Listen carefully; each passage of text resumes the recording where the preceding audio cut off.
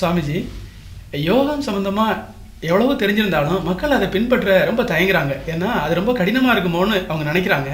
ஆனால் நம்ம யோகா பயிற்சிகள் கடினமாக இருக்குமா அல்லது அவங்க பின்பற்றுறது மாதிரி மிக எளிமையாக இருக்குமா? அது சம்மந்தமாக கொஞ்சம் சொல்லுங்களேன்.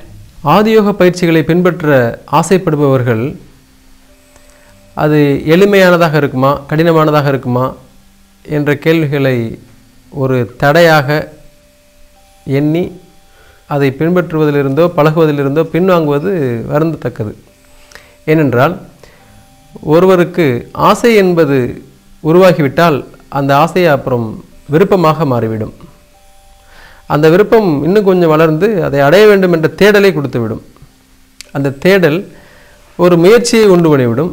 அந்த முயற்சியை அவர்கள் செய்கிற பொழுது கண்டிப்பாக அவர்கள் அடைவை நோக்கி மிக எளிதாக பயணிக்க வழிவகுத்துவிடும். எனவே ஒருவருடைய தேவை என்ன என்பதை அடிப்படையாக வைத்து அவர்கள் அதன் மேல் வைக்கக்கூடிய விருப்பமும் தேடலும் முயற்சியும் அடைவும் உறுதிப்படுத்தப்படும். முக்தியை அடைய வேண்டும் என்று ஆசைப்படக்கூடியவர்கள் அல்லது தன்னுடைய வாழ்நாளில் அதை இலக்காக கொண்டு தலையாய கடமையாக கொண்டு முயல்பவர்கள் கண்டிப்பாக அதை எப்படியும் அடைந்து விடுவார்கள்.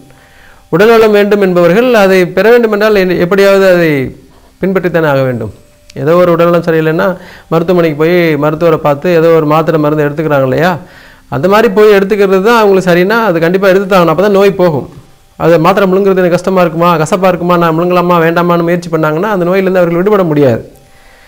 அது உடல் நோய் சார்ந்து இருக்கிற பொழுது அது உங்களுக்கு பெருசாக தெரிகிறது இல்லை.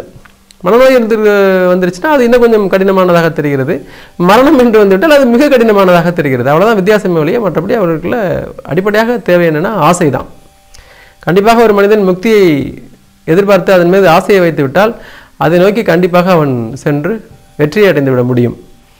எனவே ஆதியோகத்தை பின்பற்ற வேண்டும் என்ற ஆசை உள்ளவர்களோ அல்லது முக்தி அடைய வேண்டும் ஜீவ சமாதி அடைய வேண்டும் என்ற விருப்பம் உள்ளவர்களோ கண்டிப்பாக இதை கடினமாக எண்ண வேண்டியதில்லை. ஏனென்றால் இது உடலை அப்படியே காலை தூக்கி தலையில் வைப்பதோ அல்லது தலைகளாக நிற்பதோ இப்படி போன்ற ஆசன பயிற்சிகள் சார்ந்தது அல்ல. முக்திக்கான பயிற்சிகள் என்பவை எல்லாம் நீங்கள் கற்பனை செய்து கூட பார்க்க முடியாத அளவுக்கு எளிமையானது. அதில் இங்கே வந்து நீங்கள் ஒரு வகுப்பாவது அதை கலந்து கொண்டு அதை அனுபவித்து பார்க்கும்போது தான் தெரியும்.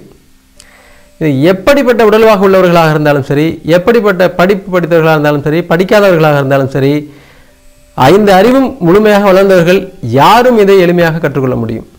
மெய், வாய், மூக்கு, கண், காது என்று சொல்லக்கூடிய 5 புலன்களும் முழுமையாக வளர்ச்சி அடைந்து 6வது அறிவையும் பெற்ற ஒரு மனிதன் கண்டிப்பாக இதை வந்து கடினம் என்றோ அல்லது இது எனக்கு தடையாக இருக்கிறது என்றோ எண்ணி பார்த்து தவிர்க்க வேண்டிய அவசியமே இருக்காது.